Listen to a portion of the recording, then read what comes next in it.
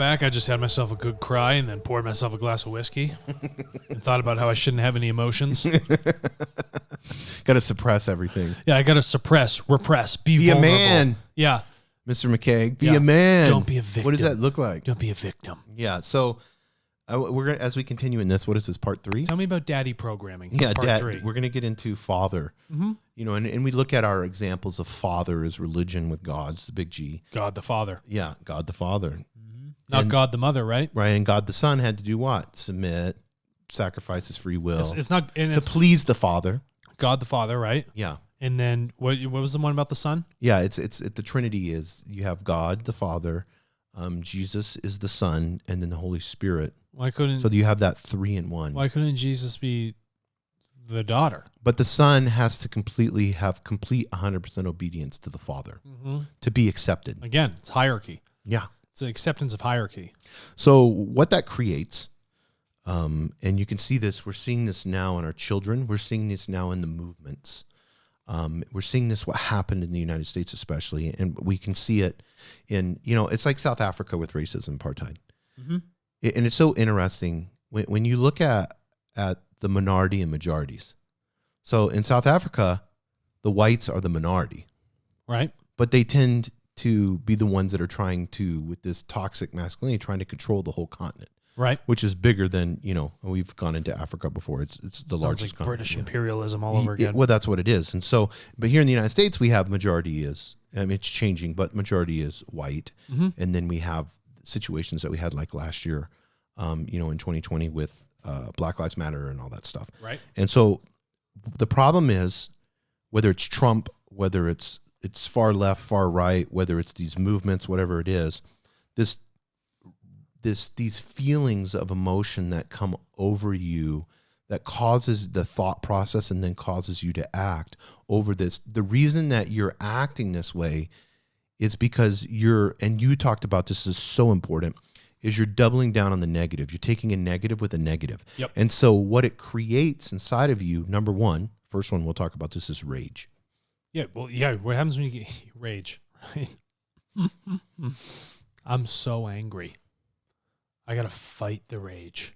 I got to fight it. I got to fight the machine. I have no interest in understanding where it came from. I have no interest in the train of thought that led me to this. All I know is that the rage is here and I want to combat it. Well, what happens when I have rage? Mm-hmm. Rage is this uncontrollable aggression.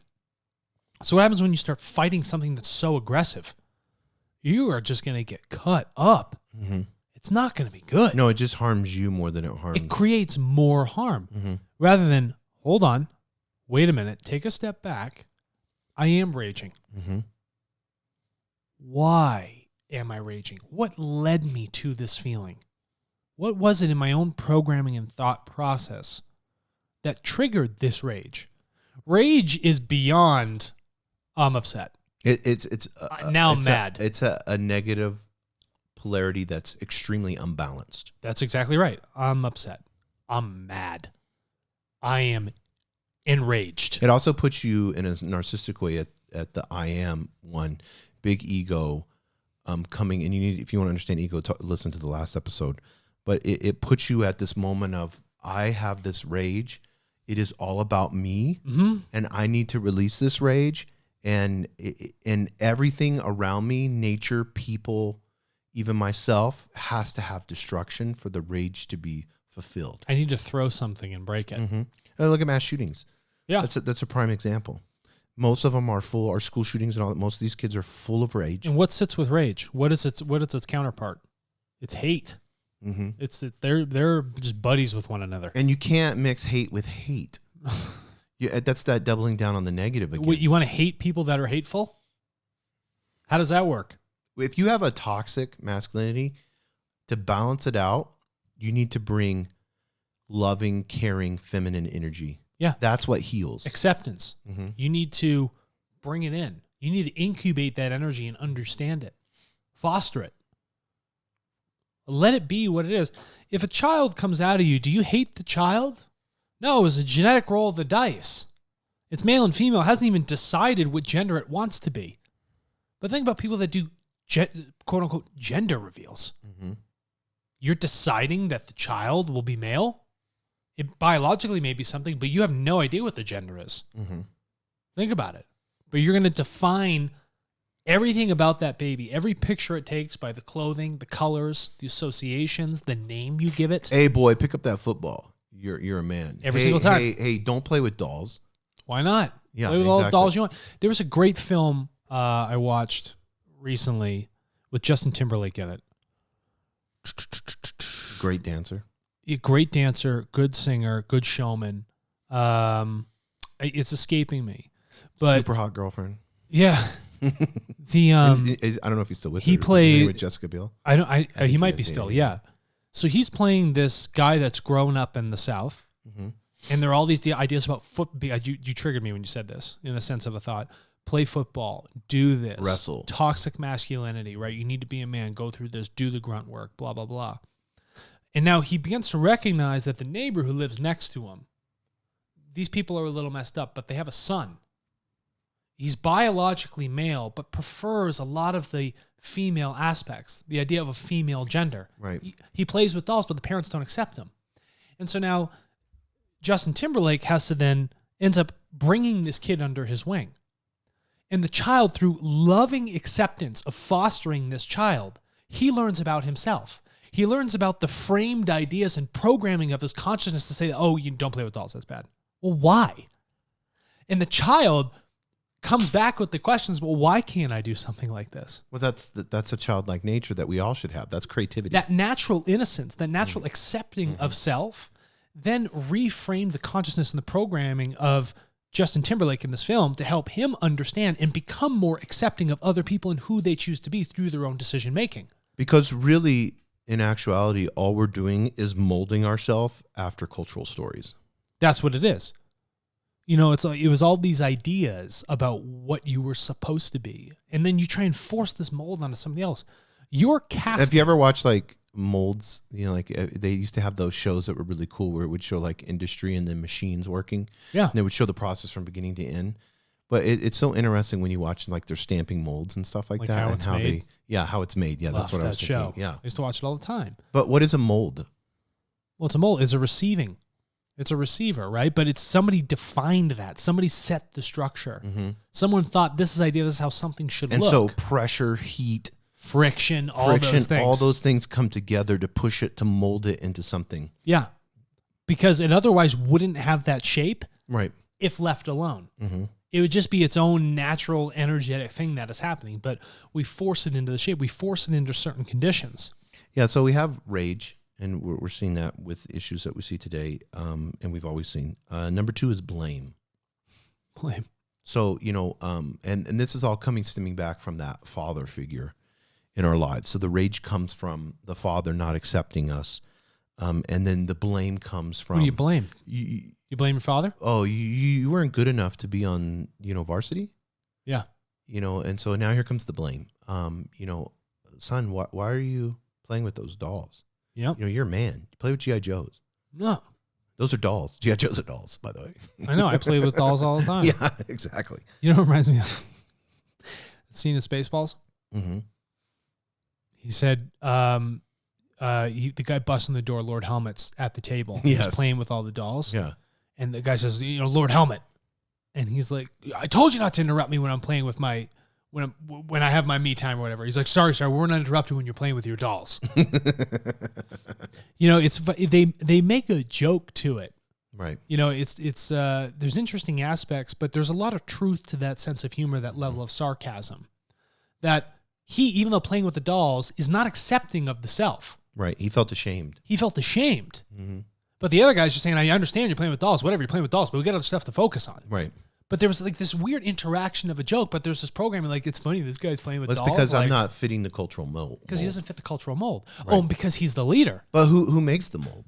That's right. Who designed the mold? Dad makes the mold ultimately, and then culture. I mean, when we looked at, that show Mad Men, and we see the epitome of Don Draper, who is the epitome of success. He has a wife and kids, beautiful home, beautiful car. They're going on vacations all the time. He's fucking other women, and just using them when he wants, drinking late at night. Totally hedonistic. And then he comes in and he's drunk, but he comes in and he still saves the agency because he comes up with a great idea on the fly. Yep. You know, it's all that. But then, and which is a beautiful show because you can see through the whole process, this rage and blame. And I'm going to get into another word here is resentment. Resent. So when you are enraged, that's the third step. It's this unchecked emotion, right? And then you find someone to channel that uncheckedness towards, right? Then what do? You resent them. You don't take responsibility for your emotion. You say, I'm going to resent this figure, this idea, this thing, because I haven't taken control of my own actions, my own emotions. I haven't learned to integrate with them. So I'm going to blame you for the way I'm operating. And I'm going to resent you for the programming you gave me. You are in control of yourself. Nobody is in control of you. You have every choice over everything that you're doing. And to say that you resent another figure is saying that I'm giving up my free will. I give up my choice. I give up my identity with who I am to say that they define my identity. Yes. And now I resent them for that identification. But this thing is, it's just this self-imposed victimhood. It's this total psychotic state of delusion that you have, that you're constantly a victim to the people who brought you up, to the society that sits around you. All of these things are defining this completely ridiculous, heavily polarized idea that you lack any of the good traits about what it is to be a human being because others don't allow you to be that. Yeah, prime example, I was talking to someone the other day, and they were talking about their professors. And there was this, if you want to call her a woman professor, that was, she did an amazing presentation. And she wanted to focus on, in classical music, she wanted to focus on race in classical music in the sense of Black composers. Okay. And so she put females and males. She got a 98 instead of 100 because the teacher said it was wrong to put males in there. You should have focused on female Blacks only. What is there hate towards?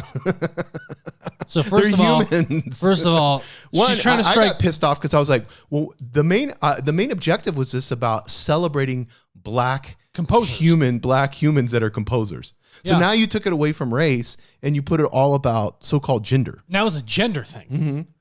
Where do you win? Where do you go to? And then you get docked negatively when you made this beautiful presentation that otherwise would have been 100%, a perfect score. Now think about the reinforcement.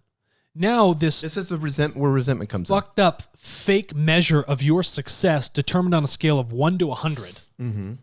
Now you're also going to reinforce an idea that I should never talk about males because that's naturally going to dock me in life. Yeah, and they also did another one. This is so interesting. This is where I get so pissed off at higher education. They also did another one where they were extremely creative and created this video with lots of video editing that was done very beautifully.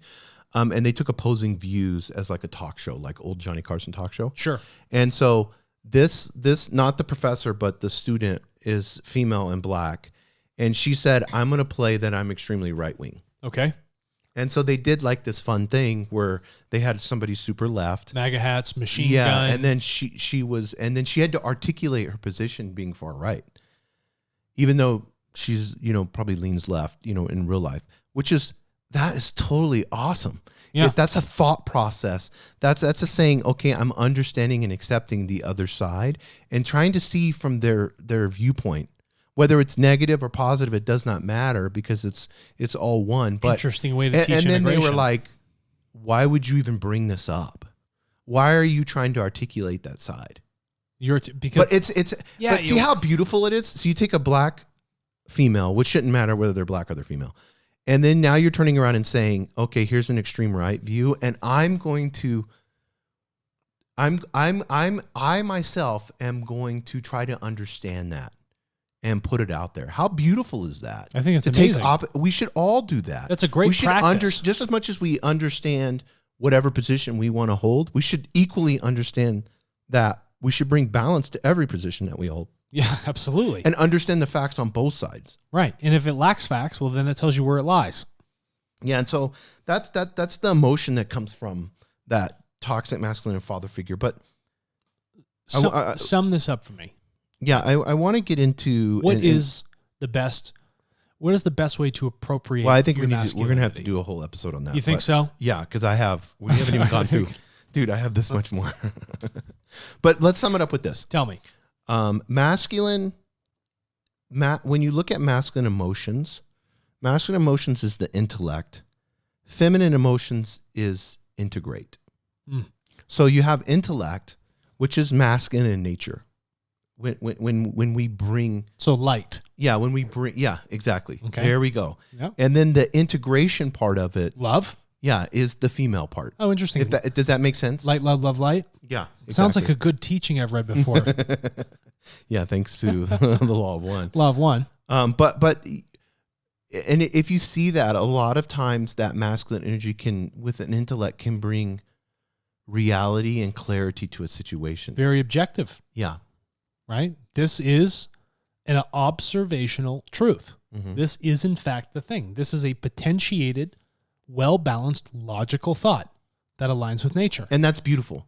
Yeah. Because it's in this foggy, nasty mist that we all live in, that's self-imposed. Yep. It's not reality. No. Then this true masculine energy comes into the scene, and the fog alleviates, from our thoughts. Right. Because there's this intellect that happens. And then you have this feminine side, which integrates this and brings birth and comes out of. Oh, that's wonderful. It's almost like the cosmic egg. You've heard of the cosmic egg before. I love the cosmic egg.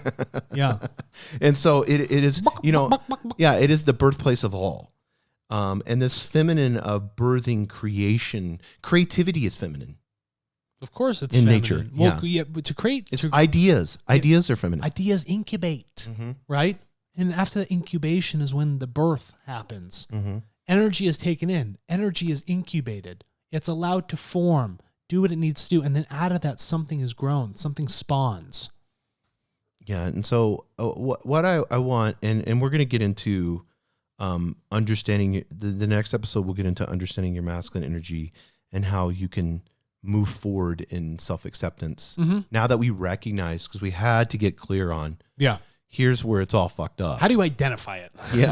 Yeah, we identified it, so now we can accept it, and then we can see the actions and the outcomes of the acceptance is what we'll talk about the next episode. Right, and we would also like to thank, before we get there, our sponsor, Quality Mazda NM, .com.